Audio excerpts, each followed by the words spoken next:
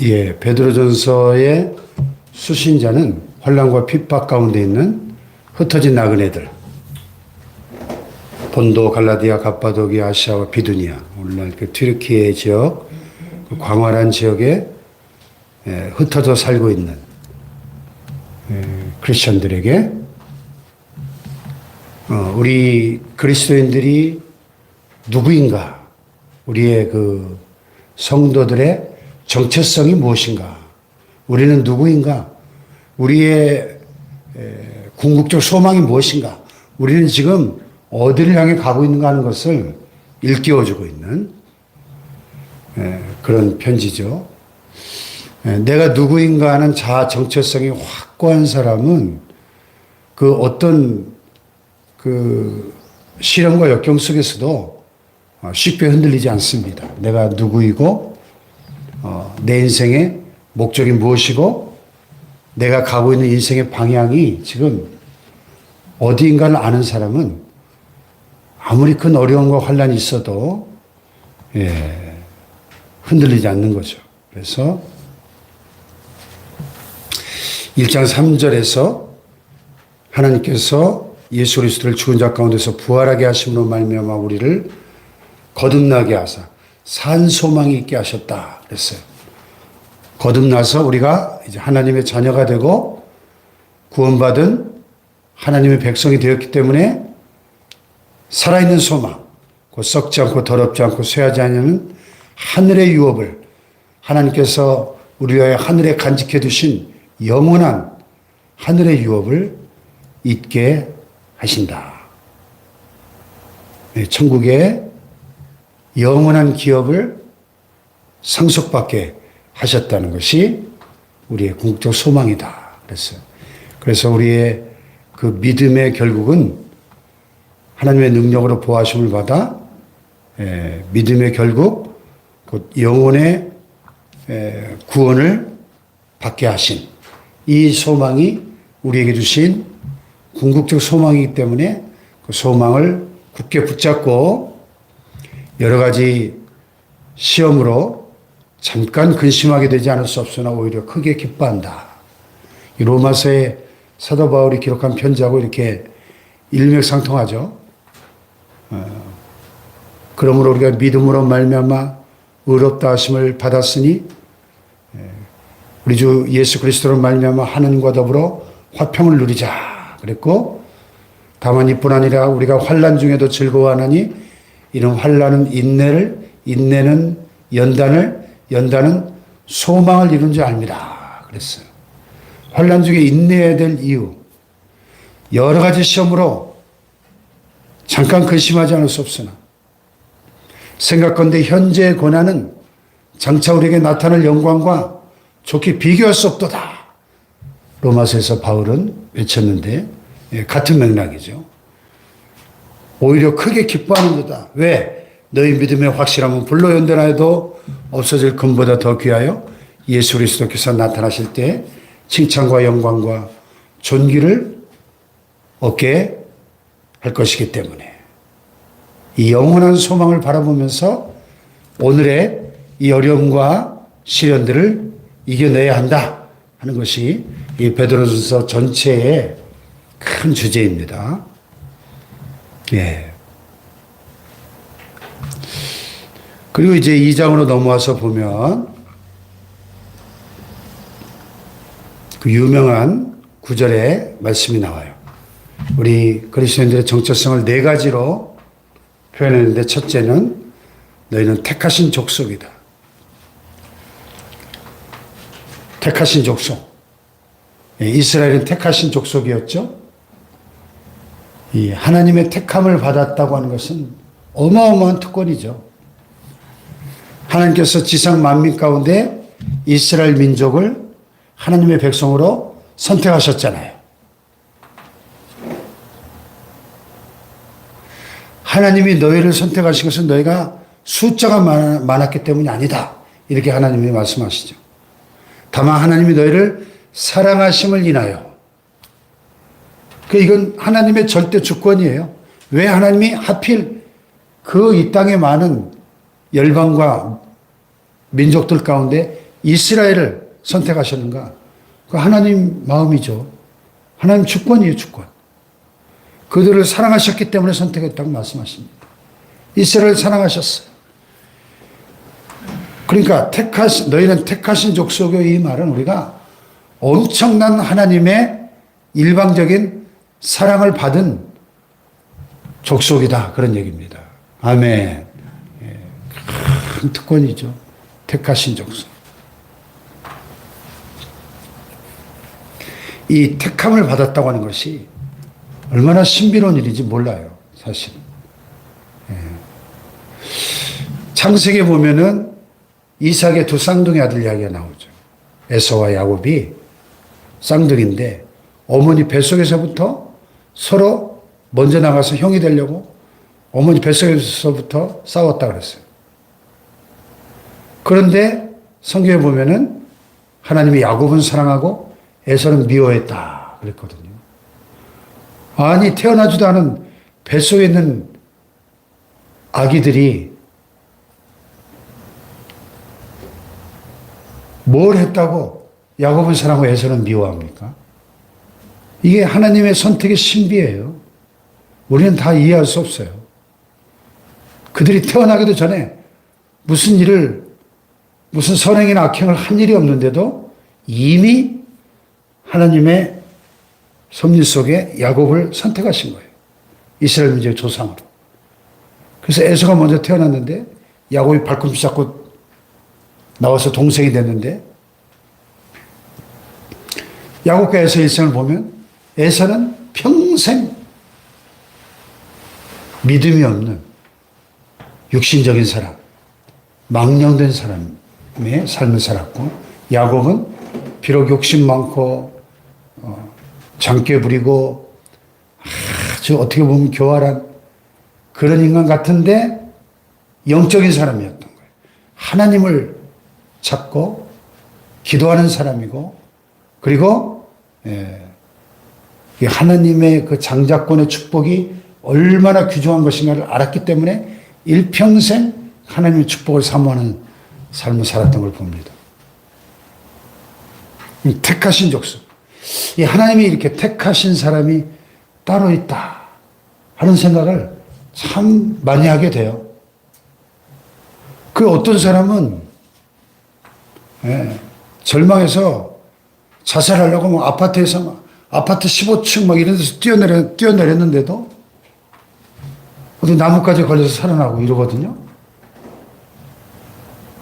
아니, 아파트 15층 옥상에서 뛰어내리면 직사해야죠. 그런데 나뭇가지에 걸려가지고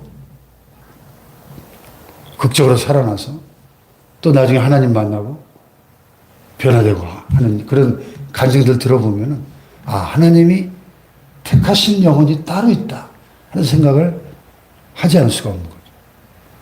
뭐 그런 일들이 우리 주변에 종종 일어납니다. 그러니까 우리가 택하신 족속이라고 하는 것은 이 큰 은혜입니다. 큰 은혜. 우리가 예수 믿고 이렇게 신앙생활 하는 거 당연한 게 아니라 엄청난 하나님의 은혜예요. 아멘. 두 번째로 왕 같은 제사장들이래요. 제사장 자체가 어마어마한 특권을 받은 사람인데 지금도 지나가는 유대인들 붙잡고 세상에서 가장 중요한 사람이 누굽니까 하면은 제사장입니다 이렇게 대답합니다. 유대인들. 세상에서 가장 중요한 사람이 제사장. 왜냐하면 인간과 하나님을 연결해주는 중보자 역할을 하는 사람이잖아요. 백성들을 대신해서 하나님께 나아가 제사 드리는 사람이잖아요. 그런데 우리가 왕 같은 제사장들이에요. 제사장도 그냥 제사장이 아니라 로열 프리스트, 왕 같은 제사장. 예, 왕이 얼마나 존귀한 존재입니까? 고대 사회에서. 왕 같은 제사장들. 하나님은 우리를 예수 믿고 하나님의 자녀가 된 저와 여러분을 얼마나 존귀한 자리에 높여주셨나 하는 것을 알아야 합니다. 아멘. 왕 같은 제사장들. 예.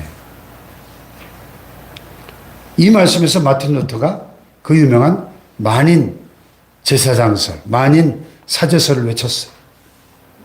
500년 전에 교회는 로마 카톨릭이 지배하면서 카톨릭의 사제들이 모든 것을 미사를 집례하고 기도도 일반 평신도들은 기도도 직접 못해요. 사제에게 와서 고해성사, 지금도 그렇게 하죠.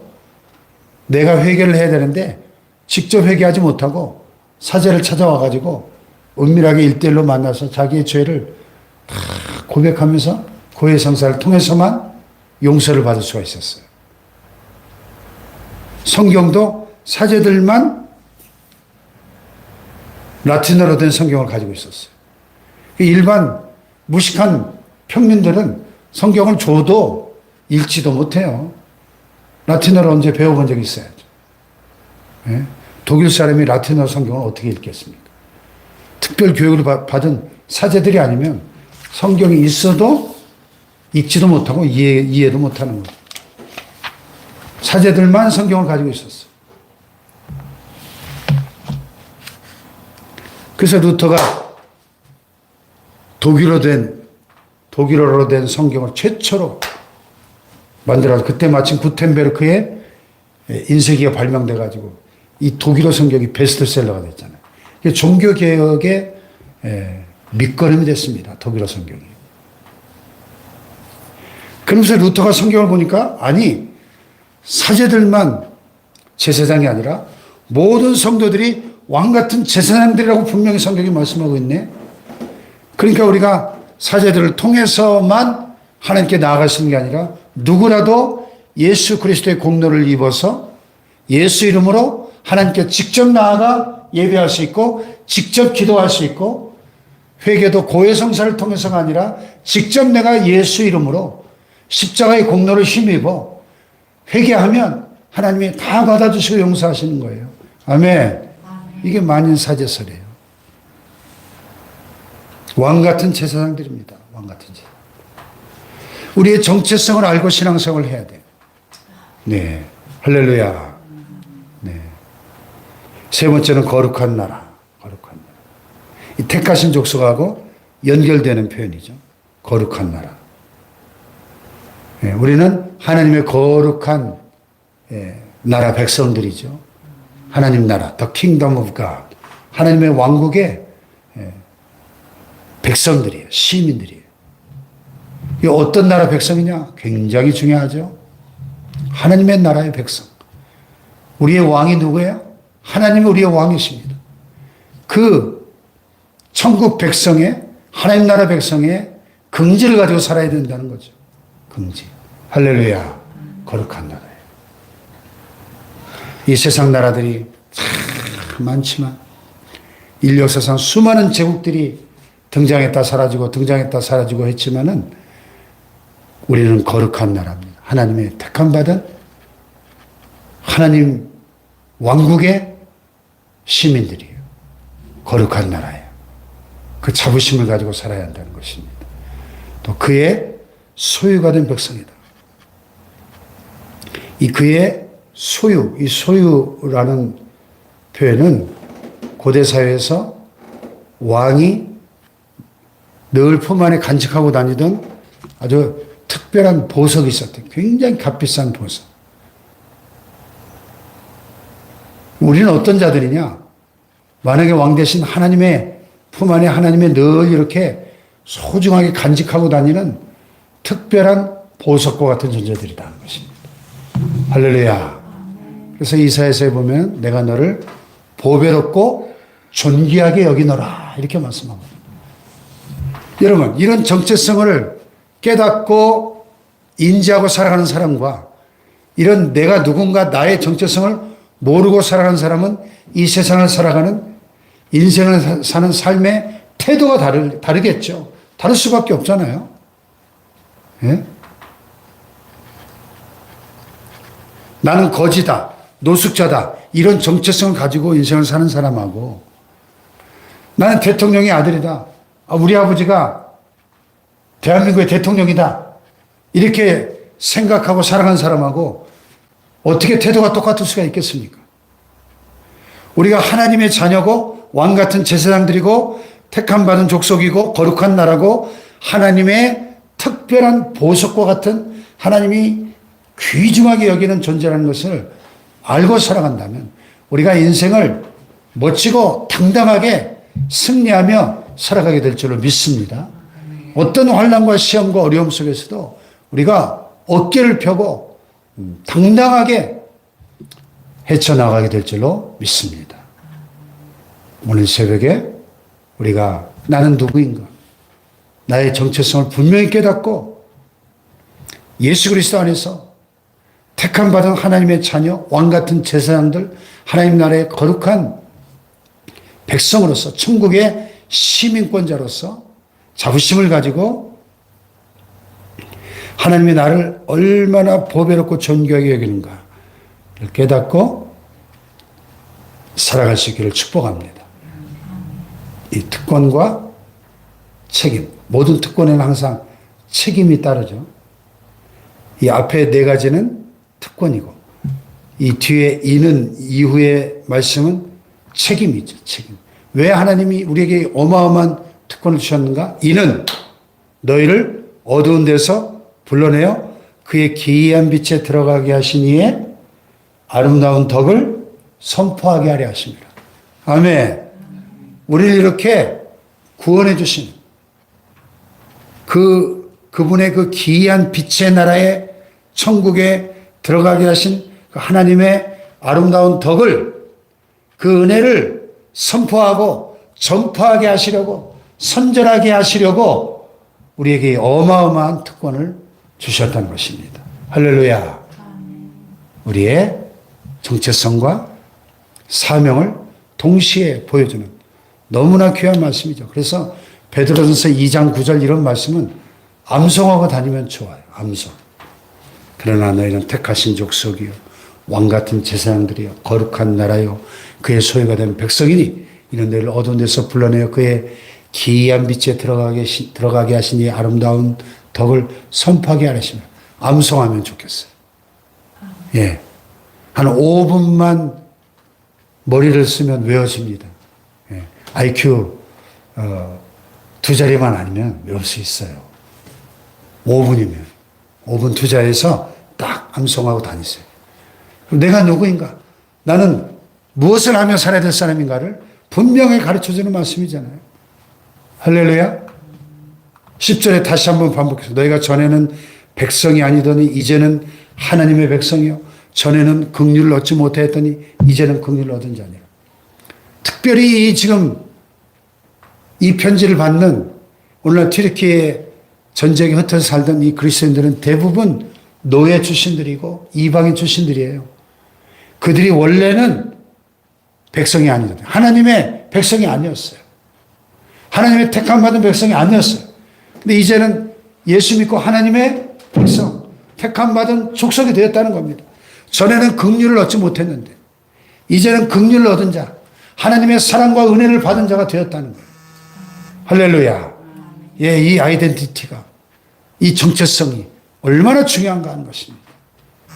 이 그리스도인의 정체성 가지고 이 하루도, 이 한 주간도 승리하시기를 주님의 이름으로 축복합니다. 기도하십시다.